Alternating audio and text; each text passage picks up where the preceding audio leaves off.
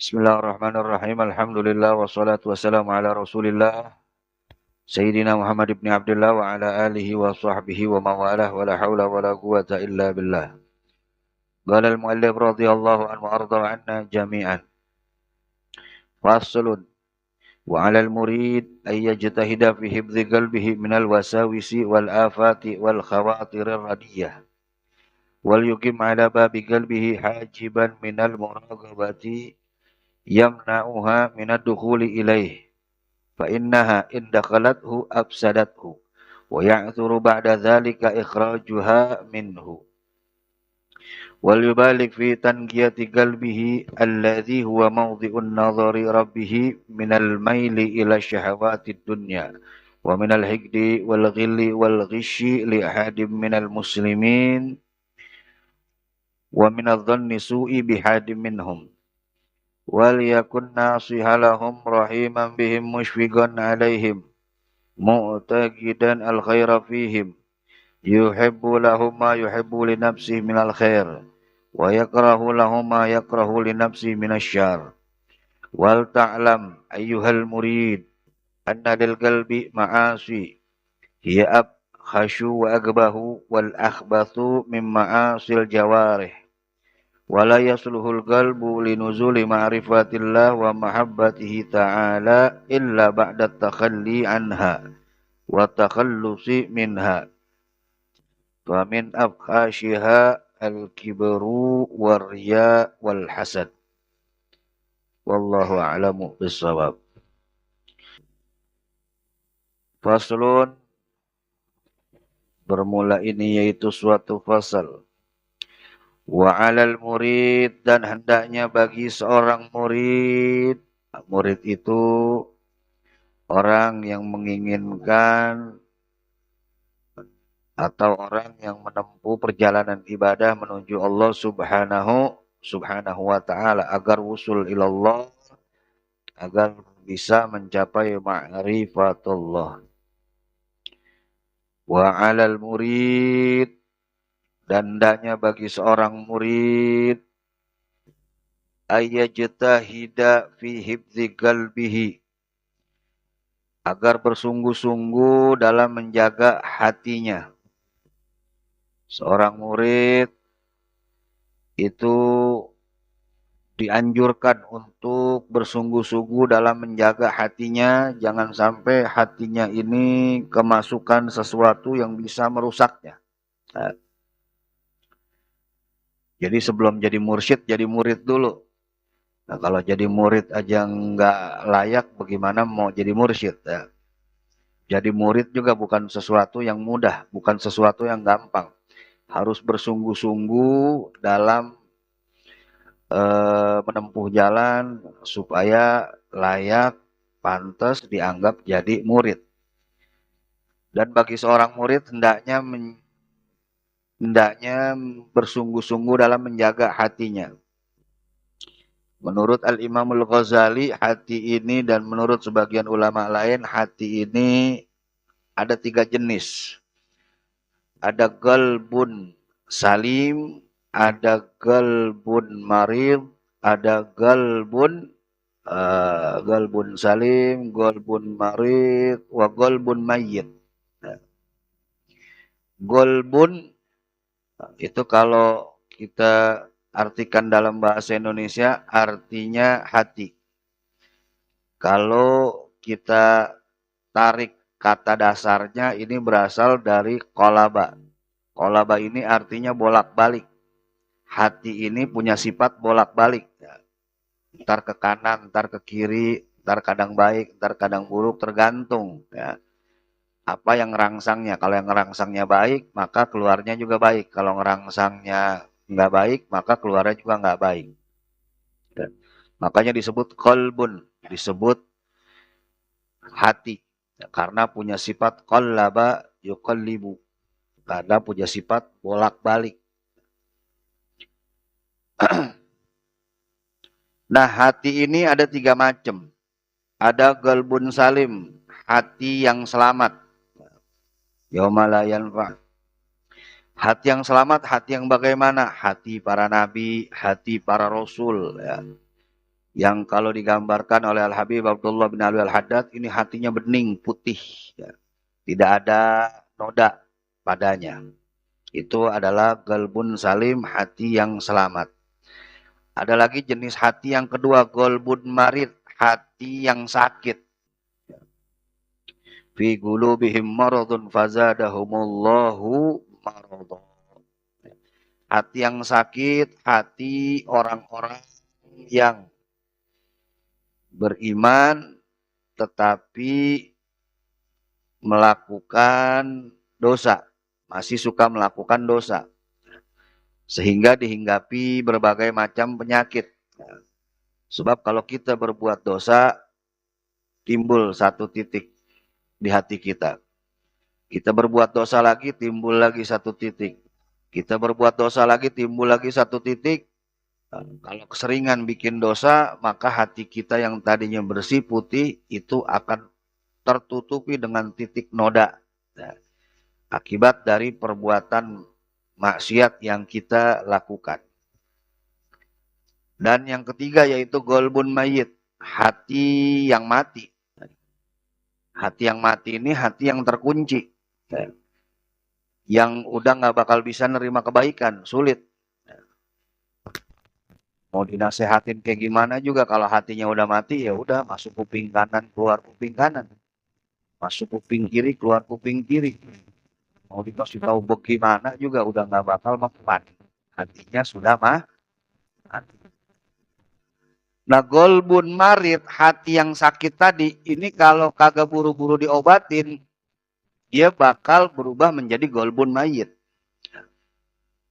Hati yang jenis kedua tadi tuh, hati yang sakit, kalau nggak buru-buru diobatin, maka dia bakal bisa berubah menjadi golbun mayit. Hati yang mati. Awalnya sakit, udah sakit keras, udah keras mati. Wa inna ab'ada qulubin nasi mir rabbina rahimi qalbun qasi. Dan orang yang paling jauh dari rahmat Allah adalah orang yang hatinya telah keras, telah mati. Na'udzubillahi min dzalik. Bagaimana kita tahu nih hati kita dari jenis yang mana? Introspeksi diri kita. Kalau kita sulit untuk menerima kebenaran, dinasehatin sulit, ya, maka na'udzubillah, jangan-jangan hati kita udah keras, udah mati. Tapi kalau misalkan kita dikasih tahu yang benar masih ngedengerin, walaupun ngeyel-ngeyel sedikit, tapi masih ngedengerin. Dalam hati kecil kita masih ngomong, iya juga sih, benar juga kata dia. Cuman ada cuman nya. Tapi masih ngerasa, iya juga ya. Itu mudah-mudahan hati kita belum masuk kategori golbun mayit. Tapi masih dalam kategori golbun marid. Tapi kalau misalkan nggak buru-buru disembuhin, nggak buru-buru diobatin, tidak menutup kemungkinan golbun marid tadi akan berubah jadi golbun mayit. Jadi bagi seorang murid ini hendaknya bersungguh-sungguh dalam menjaga hatinya agar hatinya jangan sampai jadi golbun marid, apalagi golbun mayit. Wa alal murid, dan hendaknya bagi seorang murid ayajtahida, bersungguh-sungguh fi hifdzi qalbihi, dalam menjaga hatinya minal wasawisi, dari waswas. Apa itu waswas? Waswas ini ya, hadithun nafsi wa syaitan bima la khaira fihi wa la naf'alah. Jadi bisikan hati, bisikan nafsu atau bisikan setan yang bisikan nafsu atau bisikan setan yang tidak ada kebaikan dan tidak ada manfaatnya. Itu waswas tuh. Lawannya waswas nanti ilham. Ilham itu datang dari malaikat yang ada kebaikan dan ada manfaatnya di dalamnya. Hendaknya kita menjaga hati kita dari waswas wal afat dan dari berbagai macam aneka penyakit hati. Wal khawatirir radiyah, dan juga jaga diri kita dari lintasan-lintasan hati ar-radiyah yang merusak.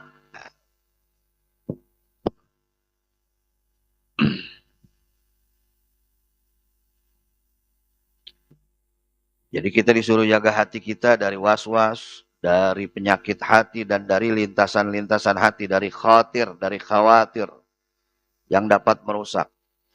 Al-Imamul Ghazali menjelaskan khawatir lintasan hati ini ada 4 macam. Ada khawatir Rabbani, lintasan hati yang datang dari Allah. Yang kedua, khawatir malaki, lintasan hati yang datang dari malaikat. Yang ketiga, khawatir syaitani, lintasan hati yang datang dari setan. Yang keempat, khawatir nafsani, lintasan hati yang datang dari nafsu kita. Nah, yang walaupun semuanya berasal dari Allah Subhanahu wa taala. Nah, 2 yang sebelumnya itu lintasan hati yang baik. Sedangkan 2 sesudahnya itu lintasan hati yang radiah, yang merusak, yang buruk. Yang kalau kita ikutin bakal mencelakakan kita, bakal merusak hati kita, bikin hati kita sakit, dan bahkan bisa bikin hati kita menjadi rusak. Nah, bagaimana kita bisa ngebedain ini lintasan hati yang mana nih? Apakah ini khawatir Rabbani, apa khawatir malaki, atau khawatir syaitani, atau khawatir nafsani? Dijelaskan bahwa yang dimaksud khawatir Rabbani, lintasan hati yang datang dari Allah itu adalah lintasan hati yang ngajak kita untuk berbuat kebaikan. Ya. Dan itu terus-menerus diulang-ulang, kuat banget. Mengajak kita untuk berbuat satu kebaikan, dan satu kebaikan itu terus terlintas di hati kita. Contoh seperti ada lintasan pengen tahajud. Pengen tahajud nih ntar malam nih. Beberapa saat kemudian datang lagi tuh pengen tahajud. Beberapa saat kemudian datang lagi pengen tahajud. Terus berulang-ulang kuat untuk menjalankan satu kebaikan. Nah, itu namanya khawatir Rabbani. Itu datang dari Allah Subhanahu wa taala. Ada lagi khawatir malaki yang datang dari malaikat. Khawatir Rabbani ini lintasan hati yang ngajak kita untuk berbuat berbagai macam kebaikan. Kalau tadi satu kebaikan pengen tahajud terus-terusan, ingatnya pengen tahajud ya. Nah, kalau yang kedua nih yang datang dari malaikat nih nggak cuma satu jenis kebaikan. Pengen tahajud, ntar tahu-tahu berubah pengen baca Quran. Ntar tahu-tahu berubah pengen ini, pengen itu. Kebaikan, berbagai macam kebaikan. Terus berulang-ulang, juga kuat tapi nggak sekuat lintasan hati yang pertama. Nah, yang ketiga, khawatir lintasan hati yang datang dari setan. Yang ngajakin kita ini untuk berbuat keburukan. Dan itu terus terulang-ulang. Kuat dan semakin kuat. Ya. Contoh misalkan ngajakin kita untuk mabok. Beberapa saat kemudian datang lagi tuh kepengen. Terlintas lagi tuh di hati. Terus ya, gak hilang-hilang. Nah, yang keempat itu khawatir nafsani. Nah, lintasan hati yang datang dari hawa nafsu kita sendiri. Ya. Yang ngajakin kita untuk berbuat beberapa macam keburukan. Kalau lintasan hati dari setan tadi ngajak kita cuma satu keburukan terus berulang-ulang. Nah, tapi kalau dari nafsu ini macam-macam. Mengajakin kita mabuk, ngajakin kita untuk berbuat maksiat lainnya, ngajakin kita untuk berzina, ngajakin kita untuk macam-macam kemaksiatan. Nah, tapi kadang-kadang setan juga bisa nipu.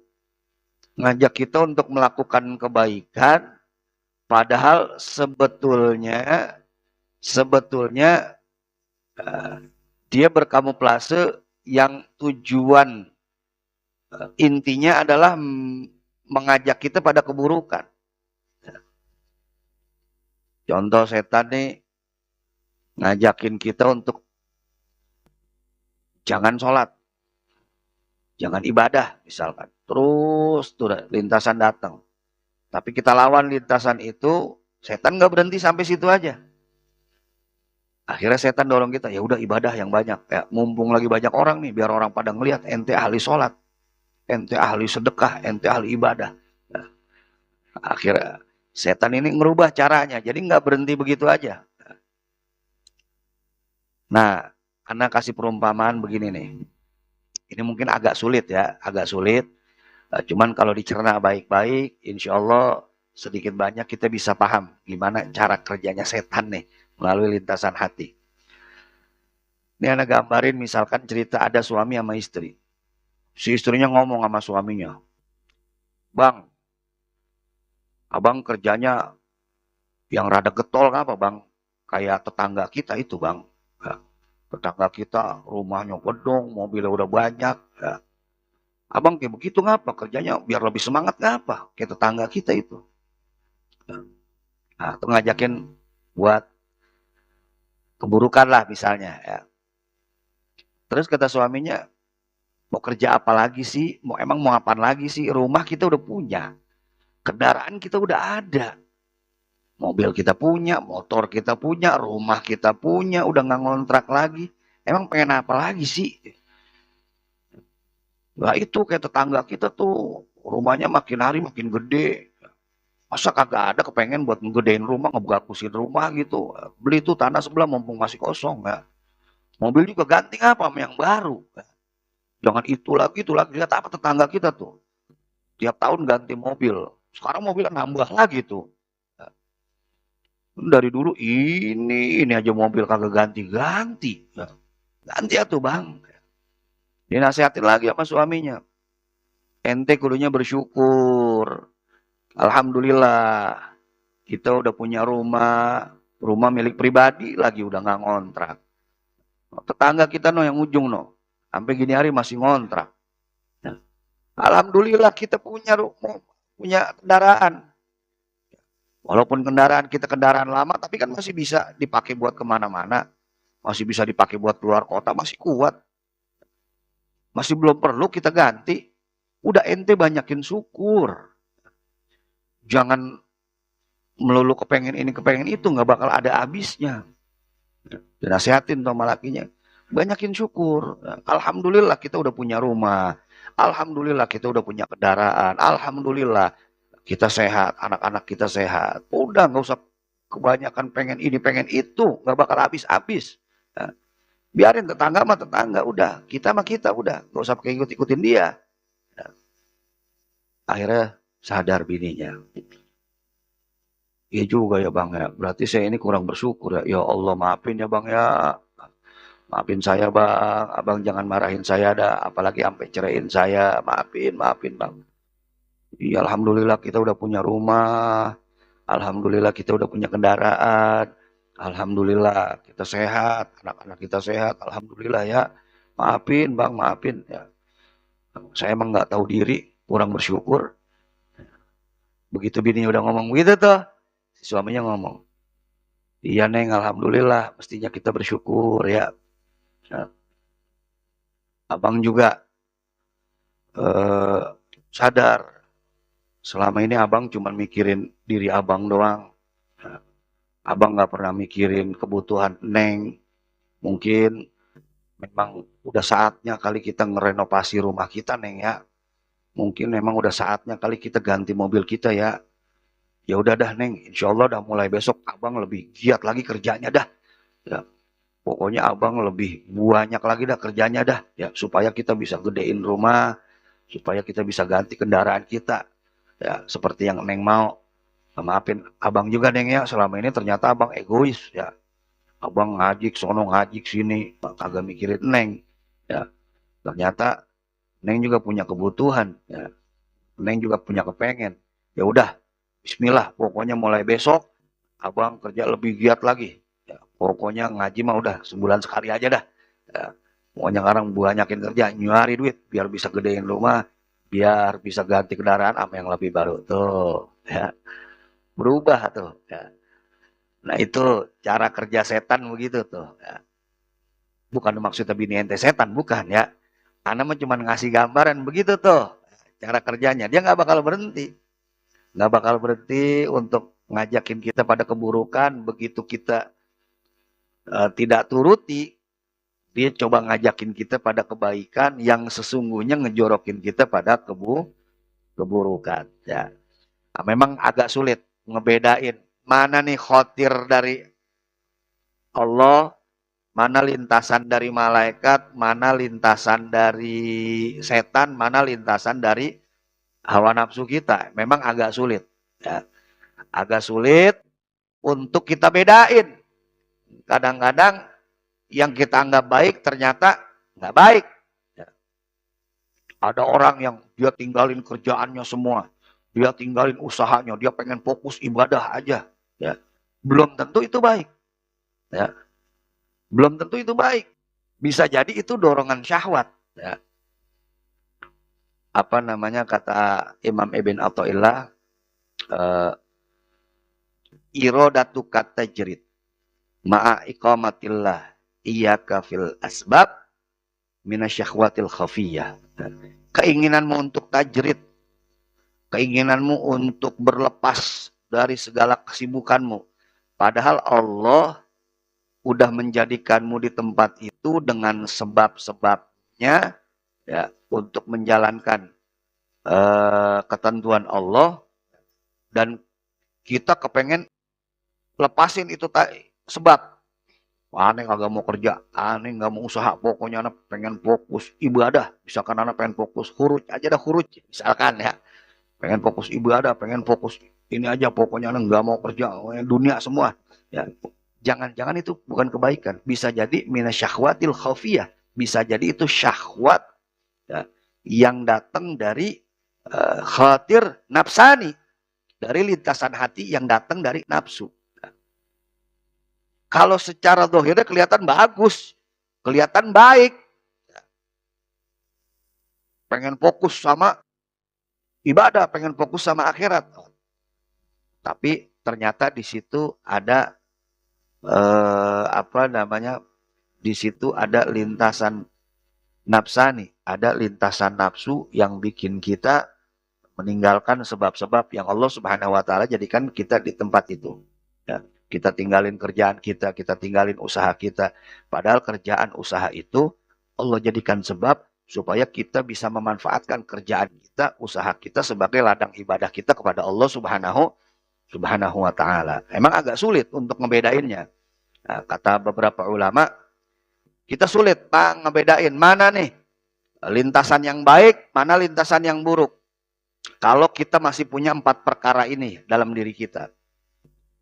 Apa saja perkara yang bikin kita sulit untuk mendeteksi ini khotir robbani, apa ini khotir malaki, apa ini khotir nafsani, apa ini khotir syaitani.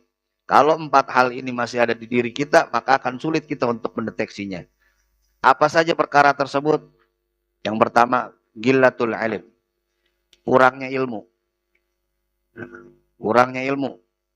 Kita kurang pengetahuan tentang hal-hal yang berkaitan dengan ini. Ya.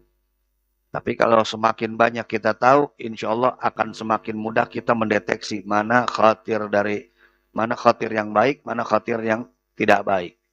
Yang pertama, gillatul ilm, kurangnya ilmu. Yang kedua, ya, selain kurangnya ilmu, yang kedua yang bikin kita sulit, ini lintasan hati ini dari ini yang baik apa yang buruk nih ya, dari Allah apa dari setan ini ya.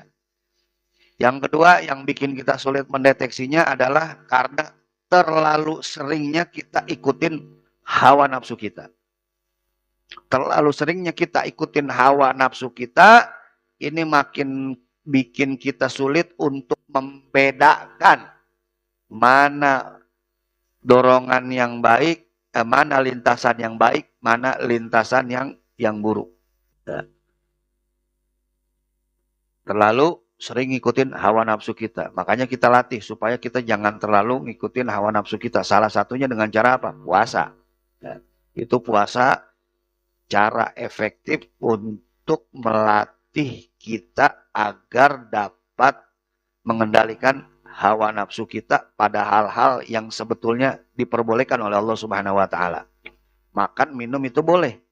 Tapi begitu puasa, makan, minum nggak boleh. Nah, diharapkan kalau kita bisa nahan diri kita dari hal-hal yang sebenarnya boleh, diharapkan kita bisa lebih menahan diri kita dari hal-hal yang jelas-jelas dilarang dalam agama. Kemudian yang ketiga yang bikin kita sulit mendeteksi, ya, ini lintasan hati yang baik apa yang buruk. Ini datang dari Allah, datang dari malaikat, datang dari setan, apa datang dari nafsu nih. Yang ketiga yaitu seringnya kita makan makanan yang haram. Sebab dengan makan yang haram, hati kita ini bakal menjadi hitam, bakal menjadi keras, dan bisa mati. Ya. Kata Al-Imam Abdul Wahab Asy'arani, barang siapa yang makan haram, maka lemah hatinya, kotor hatinya, sakit hatinya. Nah, itu juga yang dapat menyebabkan kita sulit untuk membedakan ini lintasan hati datang dari Allah, apa lintasan hati ini datang dari setan nih. Dan yang keempat, yang bikin kita sulit untuk mendeteksi, ini lintasan hati datang dari Allah, datang dari malaikat, datang dari setan, apa datang dari nafsu, yaitu hubud dunya. Terlalu cinta dengan dunia. Kalau udah terlalu cinta dengan dunia, sering makan makanan yang haram, terlalu sering menuruti hawa nafsu, dan kemudian ilmu sedikit, sulit buat kita untuk membedakan ini lintasan hati khatir yang baik apa khatir yang buruk nih. Ya. Ini lintasan hati yang baik yang datang dari Allah dan malaikat, apa lintasan hati yang buruk yang datang dari nafsu dan setan. Nah, ini agak sulit. Maka kalau mau mentajamkan hati kita supaya kita tahu, oh ini khatir rabbani, oh ini khatir malaki, oh ini khatir nafsani, ini khatir syaitani, nah, itu hindarkan keempat hal yang telah disebutkan tadi. Ya. Kemudian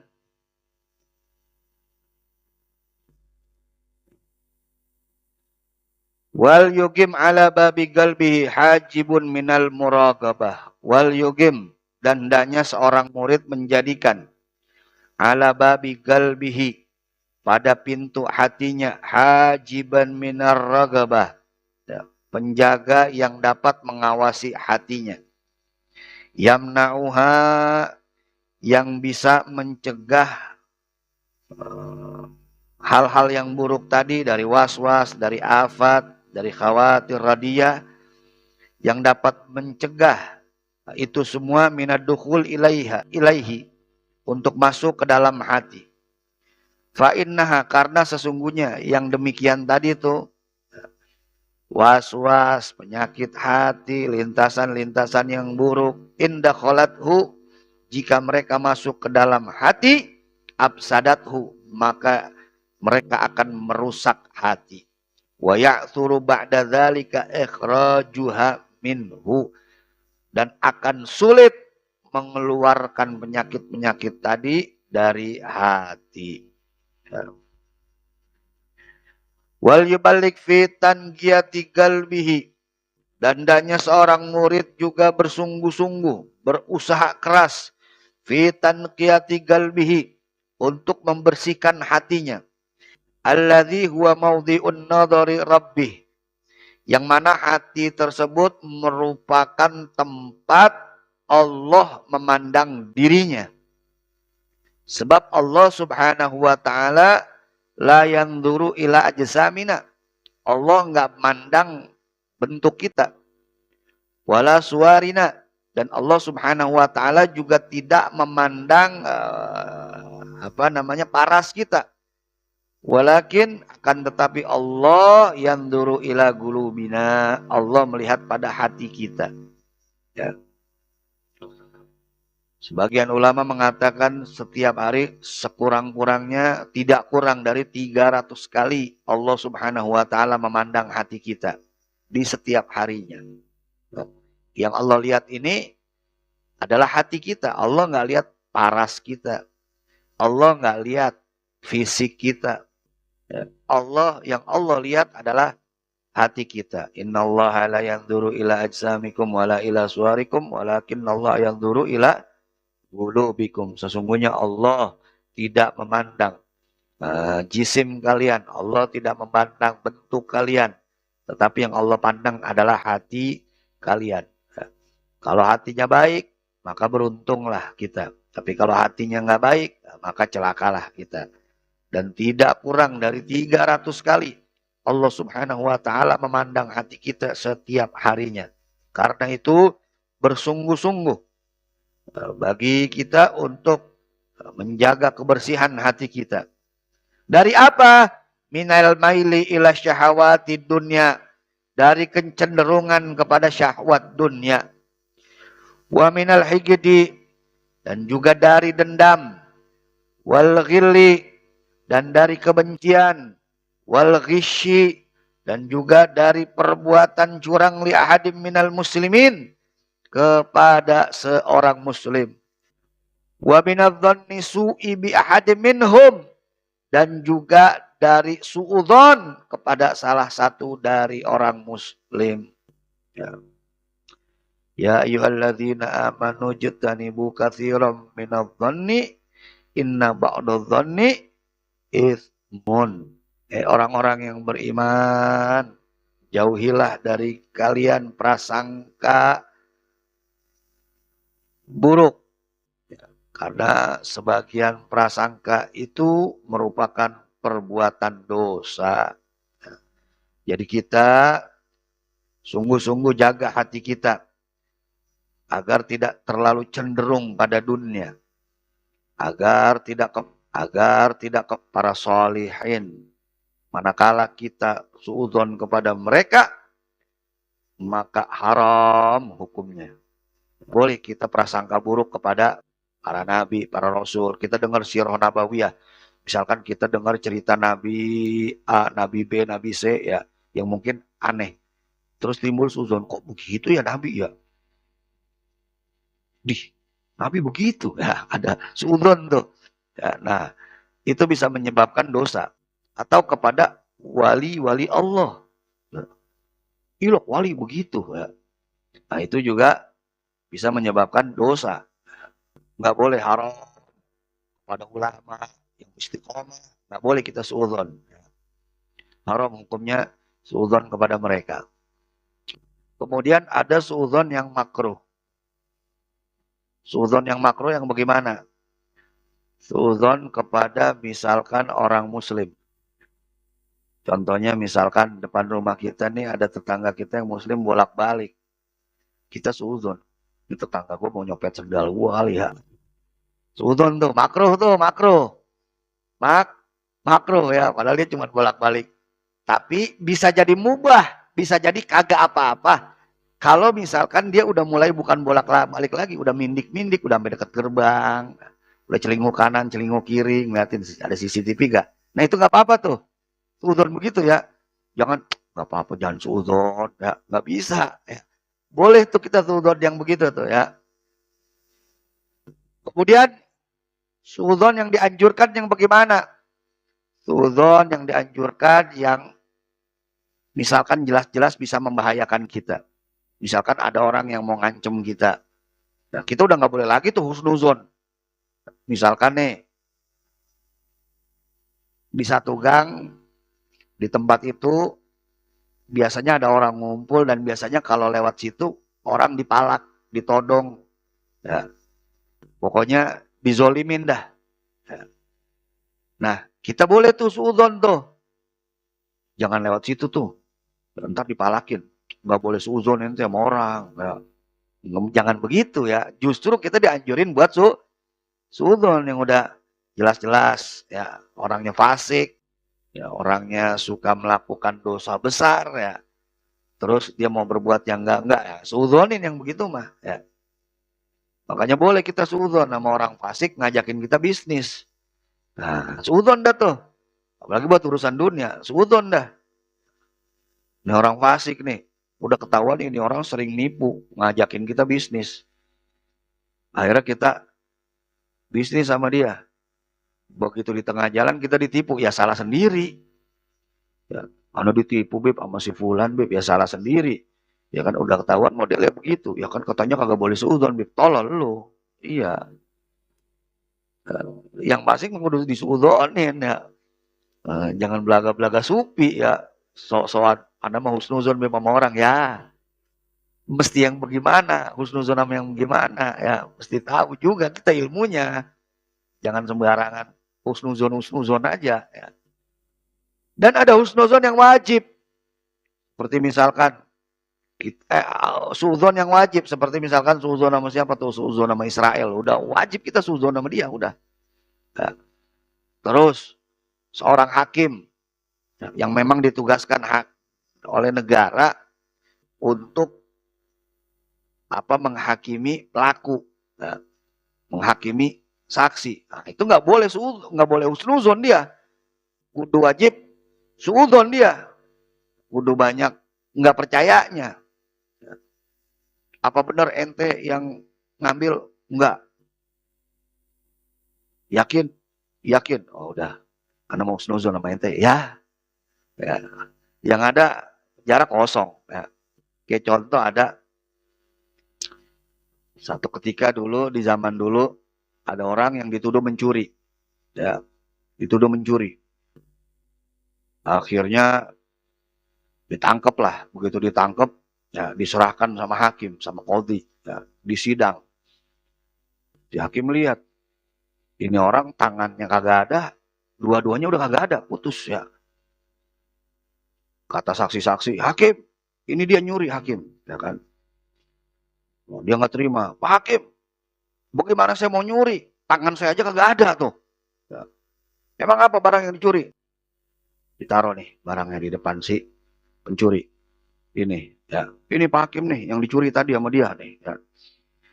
Terus kata si pencurinya, kata hakim, betul kamu mencuri? Enggak Pak Hakim. Pak Hakim lihat apa tuh? Tangan saya udah kagak ada dua-duanya.